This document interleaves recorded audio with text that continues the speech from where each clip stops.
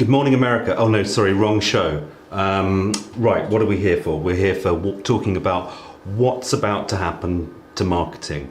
And thank you all very, very much for coming along to this Brilliant Noise webinar. And if you're watching on catch up, the atmosphere is electric. There's literally tens, if not hundreds of tens of people here.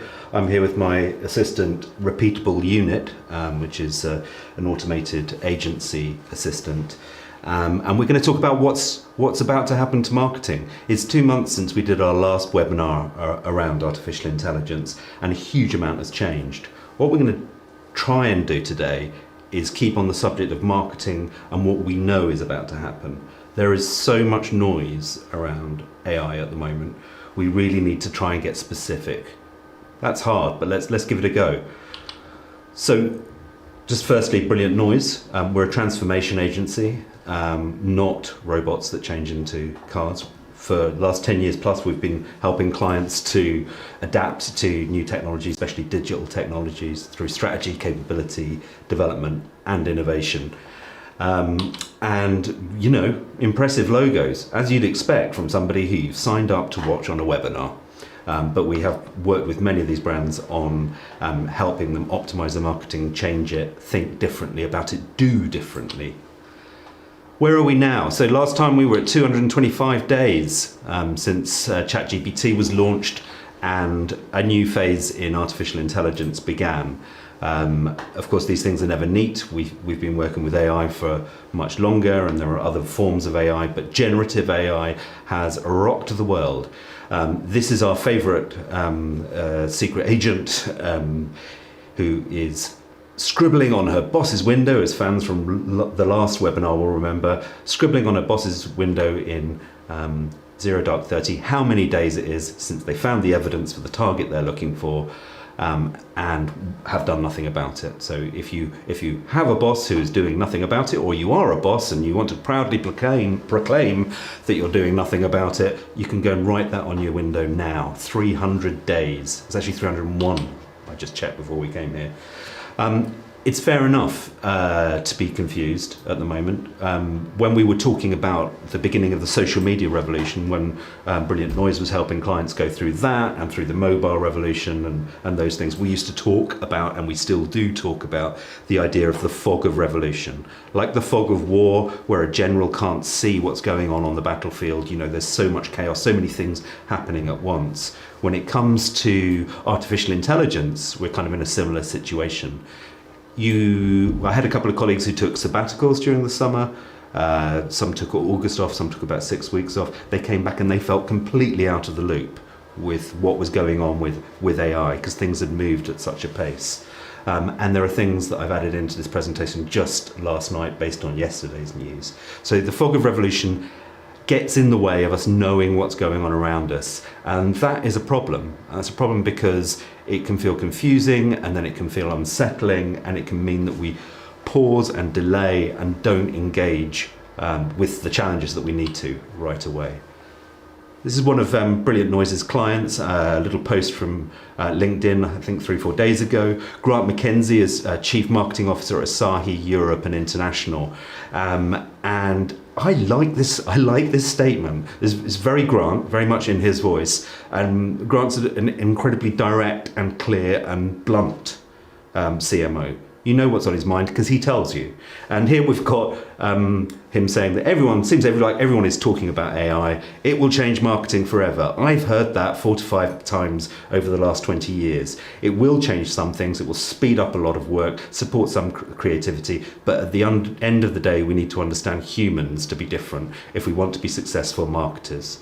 And machines will never replace great marketers. But you need to be better than the average AI, or you're replaceable. I love that because it's a bit of a rant. We're all talking about it. We're all saying it as if there's a revolution going on, and we've never seen these before. We've been seeing them, you know, pretty much on cue, arriving every few years in marketing. I do think that the artificial intelligence revolution, especially generative AI, is a seismic shift. I think it's bigger than many of the changes that have come so far. But the imperative there, despite being a battle-hardened CMO who's seen all of this before. The imperative here is you need to engage with it, and you need to understand it, and you need to be better than average in order to be replaceable. I think, as Scott Galloway said in his lovely book, The Four, which was all about the big tech companies, it's a fantastic time to be extraordinary, and it's a really, really bad time to be average. A lot of people have talked to me recently about the hype cycle for artificial intelligence. So for those of you who don't know the hype cycle, it's a model that's used by the tech analyst Gartner to describe where different technologies are in their stages of maturity.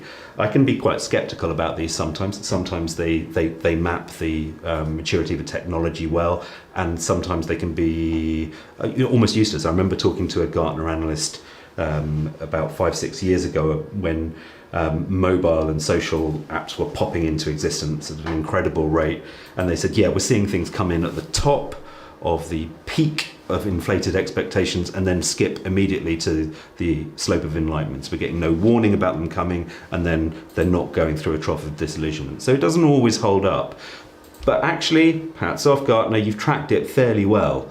They started tracking it in 2020, generative AI, and they've seen it rise up through now to be at the peak of inflated expectations, or what they sometimes call the airline magazine moment, which is where a CMO or a CEO would read about AI in an online, in an in-flight magazine, and then come running into the next meeting saying, what are we doing about this?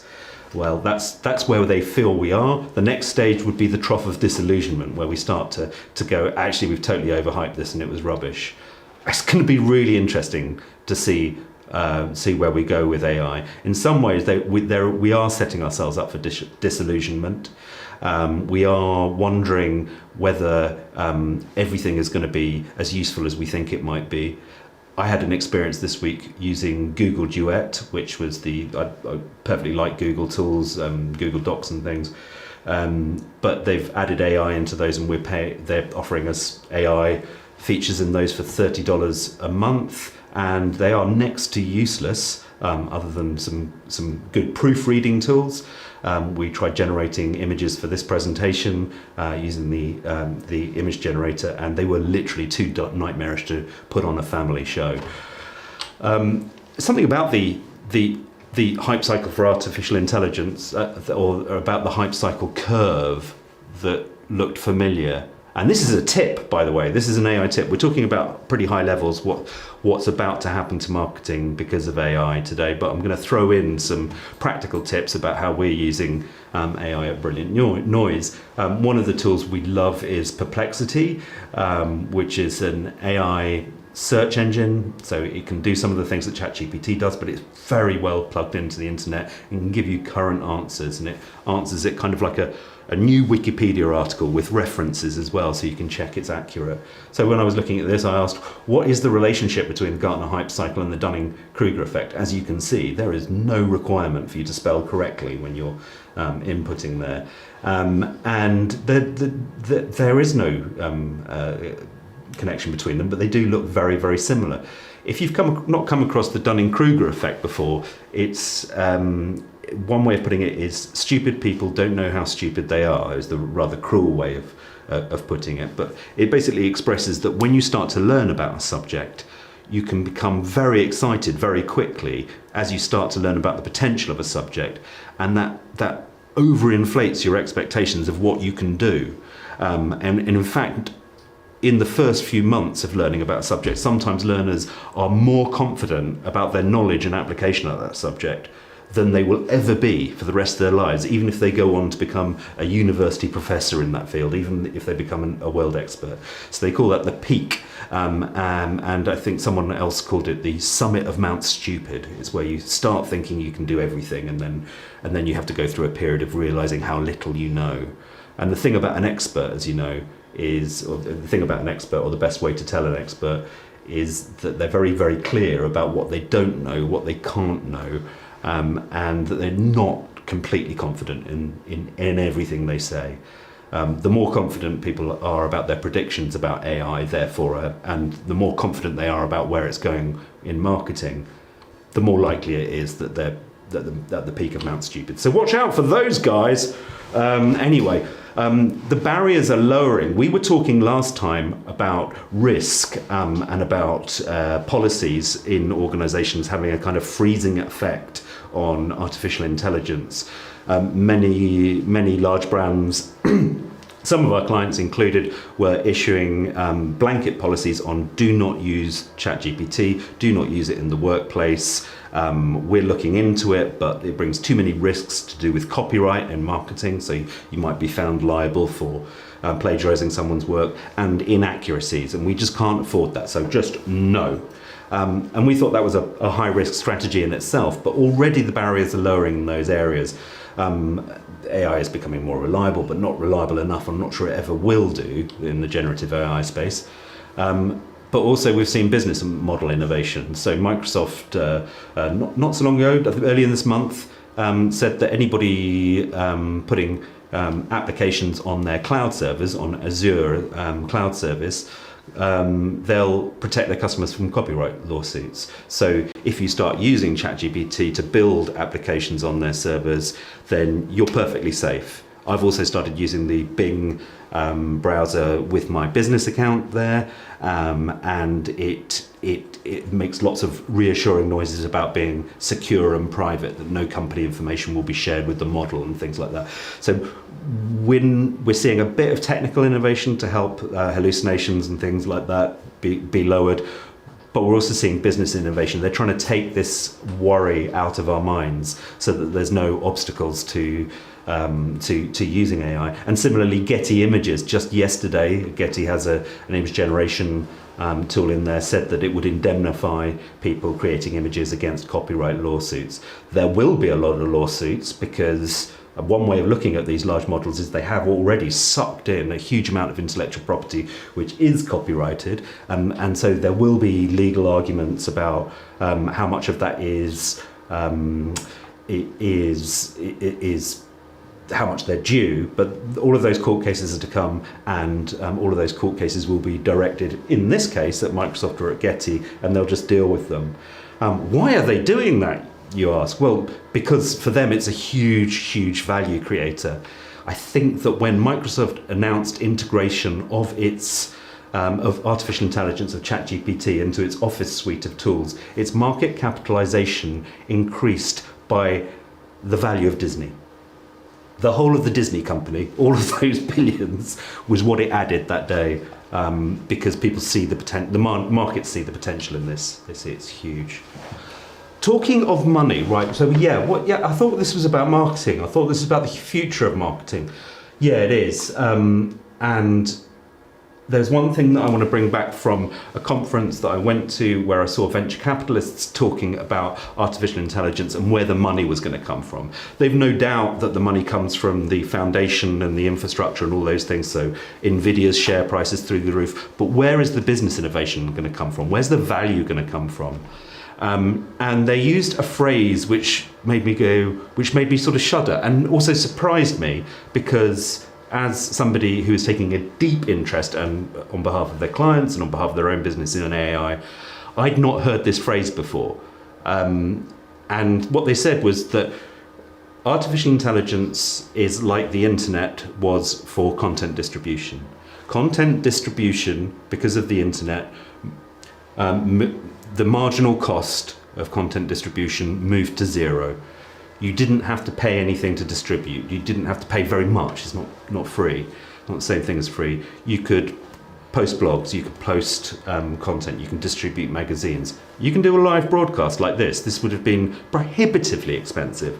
I was talking to a friend in public relations who remembers buying satellite time from Australia to get video of a product launch there back to here in time to make a news cycle. And that was in the late 90s.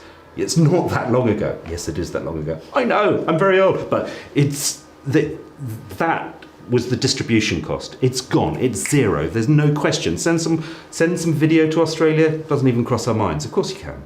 I threw several megabytes or gigabytes at the producers of this video just before the show. We did it literally 5 minutes before we started.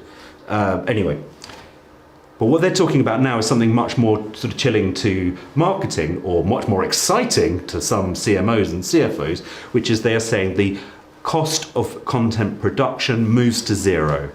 It becomes almost free to create content. And I can almost feel the outrage of my creative colleagues as I say that, because it feels so threatening. But what they're saying is that it doesn't really matter that whether we agree with it or not. This is how the money is thinking about it.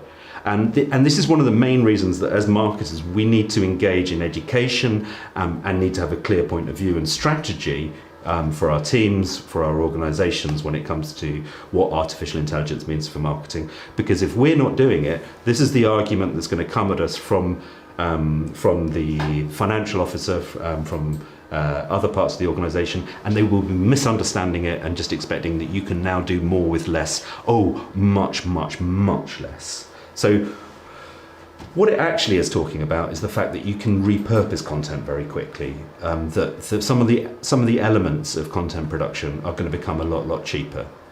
And of course, it has it has some influence on other areas. You know, creating content is not the only thing that marketing does.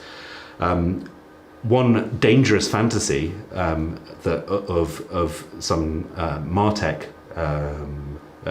companies and people involved in the space is that they won't need humans at all anymore. I mean, hardly anymore. So I saw this at the same conference. It was I think a German company called Creatopy, where you can just basically put in your website URL and it will create advertising units. It'll A/B test them. It'll bring the creative out. It'll adjust everything. All you have to do is just approve, put in the budget, and everything's sorted for you.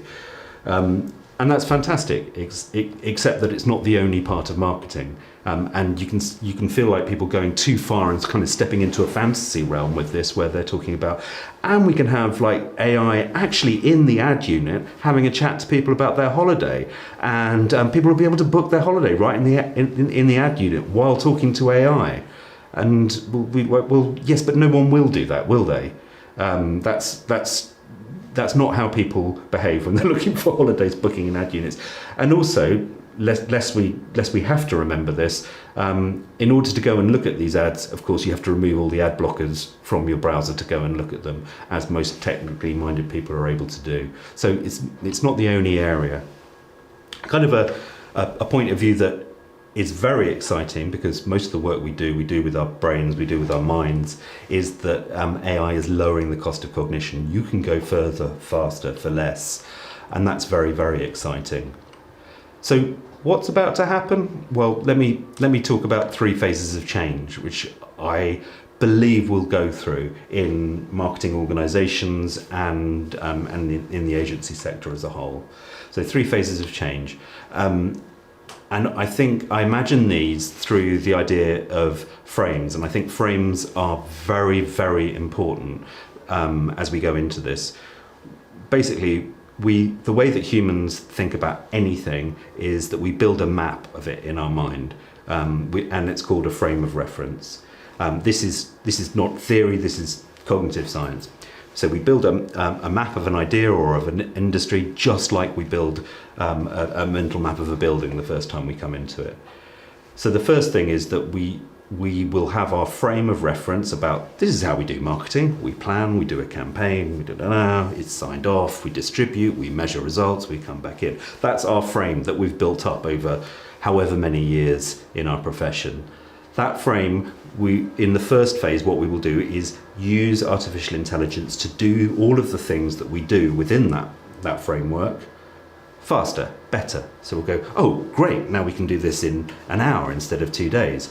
We find that we can do stakeholder research or market research in days rather than weeks sometimes. You know, it's really, really big gains there. One for the workout. The second phase, which I imagine will come along, these will be overlapping and they will come at different times for different companies. Very few companies are all the way through this yet. The second phase is really, you'll borrow frames from elsewhere. You'll take frames of reference from other sectors or other fields, and you'll put them on there, and you'll go, actually, we can just think differently about how we do this whole process. So with Rework, it's like we're going to be optimizing and changing the tasks that we do, the writing, the taking notes, all of the things we do in that normal Reimagine, we'll be like, let's try a new way of doing this process. Let's try a new way of thinking about this. Let's redesign that content production process, or let's rework that optimization process for an ad. And in the third phase, which I'm calling reframe, is this is where you just kind of go, okay, so I've learned a lot about AI, we've seen what it can do around a process, and actually what we're going to need to do is think differently about the whole way we're going about things here. What do I mean? Well, I'm going to step away from marketing to help us understand this.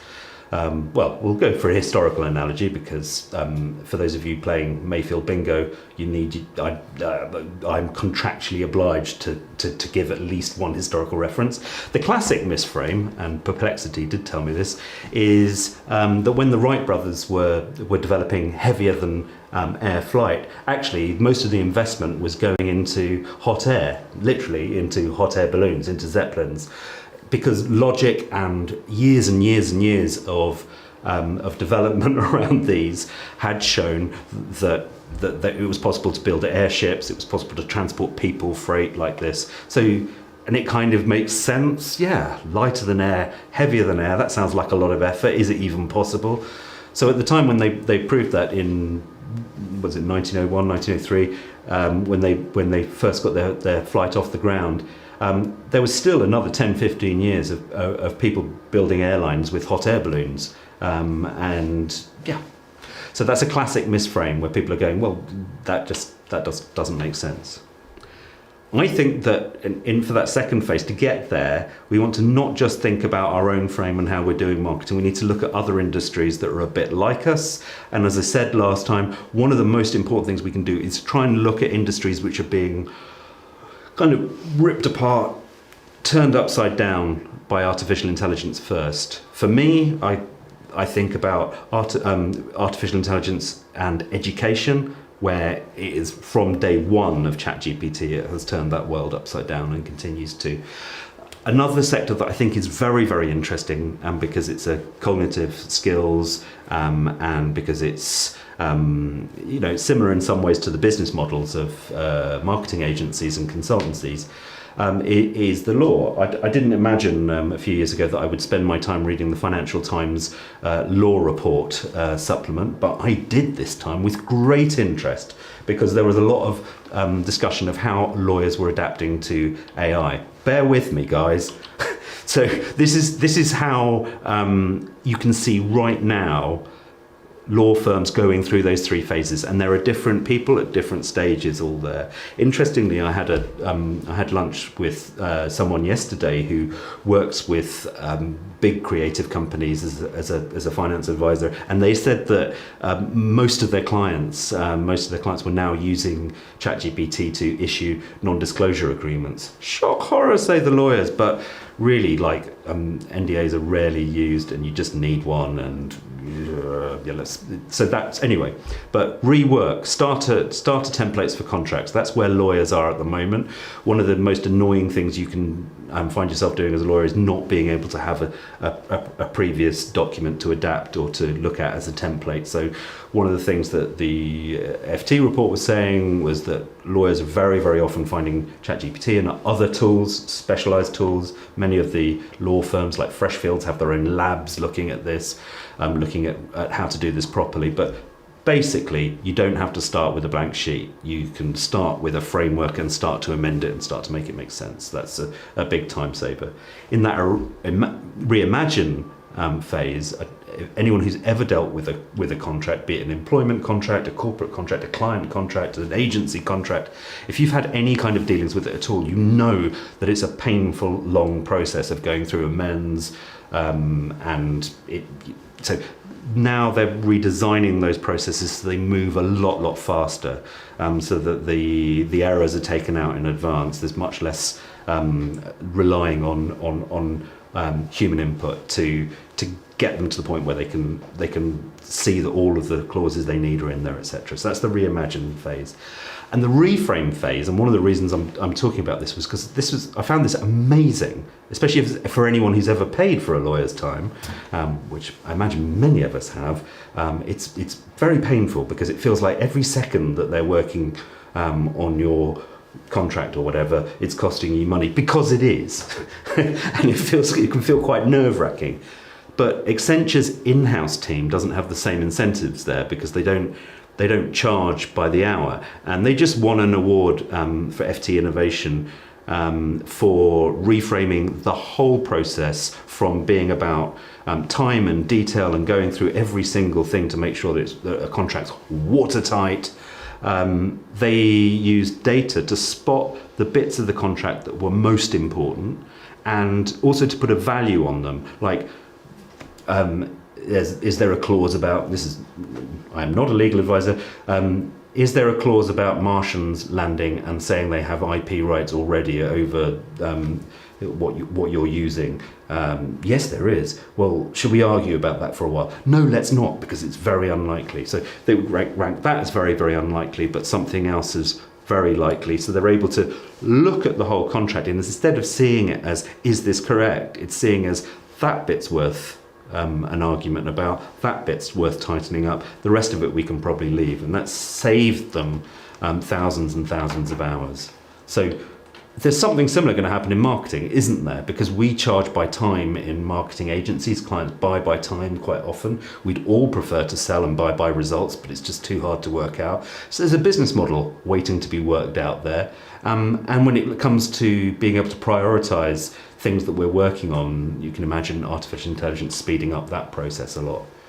Also wanted to give you a slight creative example. So this is another top tip.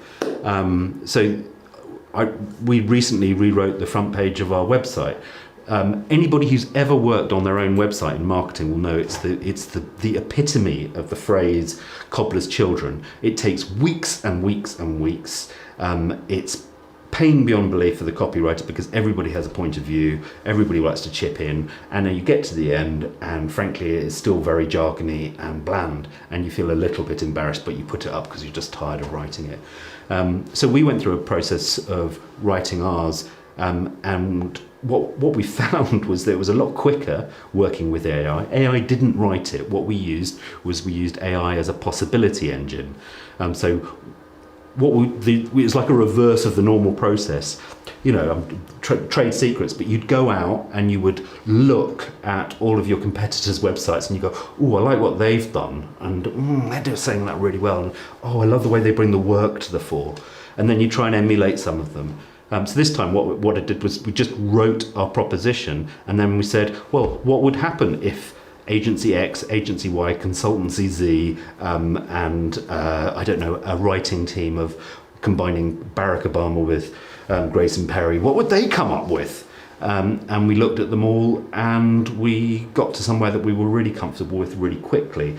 But one of the things that was shocking about that, because I'm sure you've heard 100 tales about AI copywriting speeding you up, is we found the one thing that the one version of us was written by that was closest to what we would have ended up with. And me and my business partner Jason, we recognised this immediately. That's the one we would have written, and it was written by the most boring of the companies that we were looking at. And then we realised we'd gone with a much more interesting reason, because we were looking critically at other people's work rather than trying to win through with our own work. It was a surprise. It was really, really interesting. Another thing about thinking differently, and I think this is one of the reasons why being able to be aware of what your frame of reference is and being able to change it quickly, being self-aware and going, I'm going to change it and try out a different frame of reference, is really important. Is that otherwise you don't spot the opportunities. So I went to this conference a few weeks ago, and I did what I'd always done with conferences, which is turn up, looking forward to it, read the program, and then I realized I didn't have to just read the program. I could have a database really quickly of all of the people who were speaking, their companies, what they were talking about, and it wouldn't cost me very much at all to do that. So I was like, oh, amazing. And then when we came back, the organizer had published YouTube videos. So we took those, we took the transcripts of all of the videos, and we turned them into summary articles. And I'll be very happy to share it with you because they're fascinating. We'll put it in the show notes for today. But because of the cost of content moving towards zero, the cost of producing content meant that we didn't have to spend days and days writing up our notes or comparing things. We could just get on with it. So I want also to just talk about the sort of 3 levels of change that are going on here, and then we're going to round up pretty soon. But I think there's 3 levels of change that we need to think about, as well as those 3 phases, and that there are changes going on at a very big level with artificial intelligence in marketing, but also at a micro level. So it's those micro levels where you're working all of the time and just being able to develop a different frame, enough of a different frame to be able to go, oh yes, I could use it here, I could experiment here. And meso's the bit in the middle. That's working with a team. That's the processes. It's the how could we actually make this work today? This is going to have an effect as well in terms of how we think about things, and I want to be really clear about that. There's a famous saying by Marshall McLuhan that we shape our tools and thereafter our tools shape us. Actually, he didn't say it, as Perplexity told me, and we worked it out. But we're going to go through a process where we are being changed in the way that we work with these, and we need to be aware of that. We need to build our tool set, be able to think about the different ways that our mind can work and when it can work. And we need to watch out for traps. We need to watch out for that kind of waiting to see what's going on, thinking about it in the wrong way. Oh, this is just this, or this is just that. And most of all, I think we have to watch out for fear. A lot of this is very unsettling for people, especially when you start talking about for instance, talking about the cost of content production moving to zero is a really difficult thing to talk about within a group of creatives, because it feels very threatening, when in fact, hopefully, we can get to the point where it's going to be boosting people, where it's going to be helping them to get things done faster. Fear is the least helpful emotion in this context, because we can't think clearly. We only think our horizons close in. And I think one of the other things that's going to happen that we're going to need to be aware of is solutionism, which is a phrase I borrowed from a critical thinking guy called Evgeny Morozov. But we've seen this in every phase, is that this is really complicated, this is really weird. There are lots of tools around with AI that we can use to get on and do things, but what's really going to happen, what's really going to be useful, we're not sure yet, but people are going to turn up time and time again saying, I have a seamless solution that does all of this for you. And well, I mean, judging by the first efforts that I've seen, the first tools that I've seen where people have tried to string this all together, no, they can't. And it's quite limiting. I'm not going to be paying for my $30 a month to Google. I'll have a go at the Microsoft one when it comes out, see how they're doing with that, to power all my AI tools, because I'm much better sitting with access to GPT, Perplexity, and a couple of other tools, and learning how to use them, learning their strengths, and inventing new ways to use them. Phase 3, I think we're coming up on time, and I do apologise. I'm gonna move quickly through this, but phase 3 is going to be about something called the ontology. Look it up. It's about how things relate to each other. It's going to be about how we can redesign everything in our organisation so it really is connected all of the time. Here is a very long and impenetrable quote by Marcus Liffler from Palantir Technologies. Don't worry, because I remembered AI. And do not be, this is top tip, by the way, do not be ashamed to get AI to rewrite everything you read for a reading age of 9. It's the most effective way that I've found of cutting out jargon. So what Marcus, I mean, with all respect to him, I think he's one of the most fascinating thinkers in this area. But what he's saying actually is, if we get really smart computer helpers and people who are really smart, and we use special ways of understanding the whole company, we can make everything work better and faster. And that's going to be wonderful.